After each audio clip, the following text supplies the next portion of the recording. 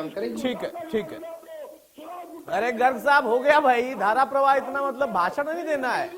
गर्ग साहब हो गया, अरे हो गया गर्ग साहब, 1 मिनट प्लीज। हो गया भाई, दूसरों को डिस्टर्ब मत करिए। अरे इतना ब्लड प्रेशर क्यों बढ़ा लेते हैं अपना, शांत रहिए। पंडिता साहब, भाई गर्ग साहब बहुत ज्यादा नाराज हो जा रहे हैं। वो कह रहे हैं कि इतने सारे मुद्दे उनके पास कि खुद ही अकेले बोलेंगे 1 घंटा। सवाल इस बात का है कि जब आप पूछ रहे हैं उनसे कि उनके वोट बैंक कौन सा है, क्या सिर्फ एक बिरादरी को ही वो वोट बैंक मानते हैं जिसको काट देगा विवेक चौधरी की पार्टी काट देगी, फिर कहते हैं 36 बिरादरी की बात। बीजेपी का अपना अधिकार है, आपने भी कहा कि इनेलो का अपना अधिकार है, वो अपने कैंडिडेट को उतारेंगे। मुख्यमंत्री उन्होंने बदला और जो पूर्व मुख्यमंत्री है उनको अपना लोकसभा का कैंडिडेट बना दिया। तो इसमें मुझे लगता है कि मुद्दों का तो कोई लेना देना नहीं है। मुद्दे तो रहेंगे और उन मुद्दों को उठाने का आपके पास भरपूर मौका भी होगा और बीजेपी के पास जवाब देने का भरपूर मौका होगा। जेजेपी जो कि सत्ता से हट गई है उसके पास भी जवाब देने का मौका होगा। उस पर आरोप लगेंगे, वो उनका जवाब देंगे। जनता के बीच में जाएं। देखिए, मेरी इस बात का जो जवाब है वो मैं कोई इस बात से असहमति नहीं जता रहा जो गर्ग साहब ने कही है।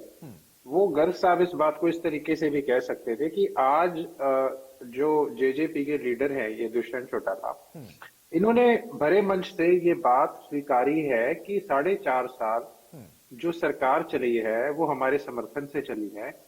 और उसमें मैं एक जो बात अभी जो आगे उन्होंने कही कि आज भी हमारे समर्थन से चल रही है, उन्होंने ये शब्दों का इस्तेमाल किया है कि आज भी हमारे समर्थन से चल रही है। दूसरा उन्होंने ये कहा कि मैं गठबंधन नहीं तोड़ना चाहता था। और रही बात यहाँ अगर 5100 पेंशन की बात थी तो वो शुरू में ही कह देते कि मुझे एक भी महकमा नहीं चाहिए, 5100 पेंशन करो। या कभी बीच में कह देते कि मुझे मैं सरकार से समर्थन वापस ले रहा हूं भाई, समर्थन तोड़ रहा हूं, 5100 पेंशन करो। आज आपका समझौता टूटा है सिर्फ सीट ना मिलने की वजह से। और उसके ऊपर अगर आप ये बोलते हो कि 5100 पेंशन वाली जनता को गुमराह करने के लिए, सीधा सीधा जनता समझती है कि 4.5 साल में अगर आप नहीं करवा पाए, इस्तीफा नहीं दे पाए, अपने महकमे नहीं छोड़ पाए और सरकार के साथ रहे और कह रहे हो आज भी हमारे समर्थन से सरकार चल रही है, इसका सीधा सीधा मतलब ये है कि सीट ना मिलने की वजह से कल तक ही अपने आप को एनडीए का पार्ट, एनडीए हम एनडीए का हिस्सा है, हम एनडीए का घटक दल है, हम एनडीए में है, हम एनडीए में शामिल है, एनडीए एनडीए कर करके दिमाग खा लिया इन्होंने हमारा सारी डिबेट में। और एनडीए ने इनको क्या दिया? एनडीए ने इनको वो हाल किया इनका, अब जो राजस्थान में इनका हाल होने वाला है। देखिए, जनता सब समझती है आपका वोट बैंक क्या है, कि कौन क्या समझौता। मैंने कब इनकार किया इस बात से? मैं इस बात से, मेरा प्रश्न कुछ और था। मेरा प्रश्न ये था कि दीपेंद्र हुड्डा को दिसंबर 2023 को ये कैसे मालूम था कि समझौते के तहत गठबंधन टूटेगा और इनको कोई सीट नहीं मिलेगी? ये खुफिया जानकारी दीपेंद्र हुड्डा ने खुले मंच पे बोली है ये बात। मुझे आपत्ति सिर्फ उनके सिर्फ एक स्टेटमेंट में से थी कि उन्होंने कहा कि कांग्रेस का वोट बैंक है, जिसमें उन्होंने अभय सिंह जी का नाम लिया और जजपा का नाम लिया। अरे आपने भाजपा का नाम क्यों नहीं लिया? आप कभी भाजपा का नाम क्यों नहीं लेते? क्या भाजपा कांग्रेस का वोट नहीं खाएगी क्या? आप भाजपा के मामले में चुप क्यों जाते हो? चुप्पी क्यों साध लेते हो? क्यों? आपको इतनी भाजपा की अंदर की इतनी जानकारी है। अभी आपके कांग्रेस के एक सदस्य परिवार के अभी अब वो भाजपा की टिकट जुड़ा के हटे आप उनको राजस्थान से। जब इतनी जानकारी भाजपा के साथ है, इतना अंदर का सारा कुछ जानकारी रखते हैं, तो आप बताइए जनता को कि आप दिसंबर में आपको कैसे मालूम था? ये तो सबको मालूम है। ये कौन सा दुष्यंत ने कोई डिनाय थोड़ी ना किया है। दुष्यंत ने बड़े स्टेज पे ये बोला है कि हमारे समर्थन से चली और आज भी चल रही है हमारे समर्थन से हरियाणा की सरकार। वो ये नहीं बोल रहे कि हम अंदर हाथों, और ना वो कह रहे कि मैं गठबंधन तोड़ना चाहता था। भैया वो खुद बेचारा स्वीकार कर रहे हैं अपने मुंह से कि समझौता है, तो हम क्यों इस बात के ऊपर डिबेट कर रहे हैं? प्रश्न कुछ और था, चलिए उसका उत्तर नहीं मिला। अब चांस मिलेगा तब उत्तर ले लेंगे। आप बजरंग जी से आप पूछ लिए। रही बात, तो देखिए मुद्दे तो अतुल जी बहुत है, एंटी इनकम्बेंसी भी बहुत है, सरकार के खिलाफ रोष भी बहुत है। चेहरा बदल देने से नीतियां नहीं बदलती है।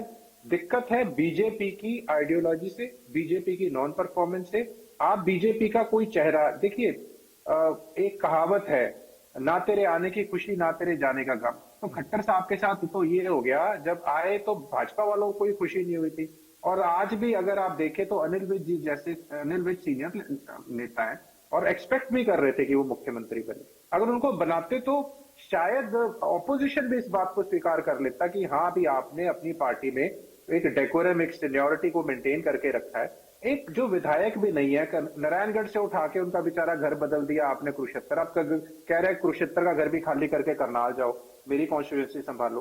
तो करनाल में जाके अगर आपको ये लगता है कि नायब सैनी विधायक का भी चुनाव जीत जाएंगे, मेरे को इस पे डाउट है, क्योंकि उनकी खुद की वाइफ ने जब निकाय चुनाव लड़ा तो वो चौथी पोजीशन पे थी। तो अगर आप, ठीक है ये पार्टी का अंदरूनी मामला है, इसके लिए हम कुछ नहीं कहते, उनको बधाई भी देते हैं। मैं तो चाहता हूँ भाजपा ऐसे ऐसे लीडर बनाए जिनके पास कोई एक्सपीरियंस ही नहीं है। कम से कम खट्टर साहब के पास कुछ कुछ करते करते टाइम बिता के कुछ तो एक्सपीरियंस उन्होंने गेन किया होगा, कुछ तो एक्सपीरियंस गेन। और मंडेटा साहब आज आपको मनोहर लाल अच्छे लगने लगे, सिंपैथी उनके प्रति हो गई। भाई जब वो नए नए आए थे ना तो उनके पास भी कोई अनुभव नहीं था सरकार चलाने का। और मुझे बहुत अच्छे से याद है कि हमारे साथ ही वो चुनाव के दौर में जब चुनाव चल रहे थे तो कई कई घंटे बैठे रहते थे और हमें भी एहसास नहीं होता था कि हाँ कल को ये मुख्यमंत्री होंगे, और हुआ। और उन्होंने आज इस बात का जिक्र सदन में किया कि मुझे भी अनुभव नहीं था।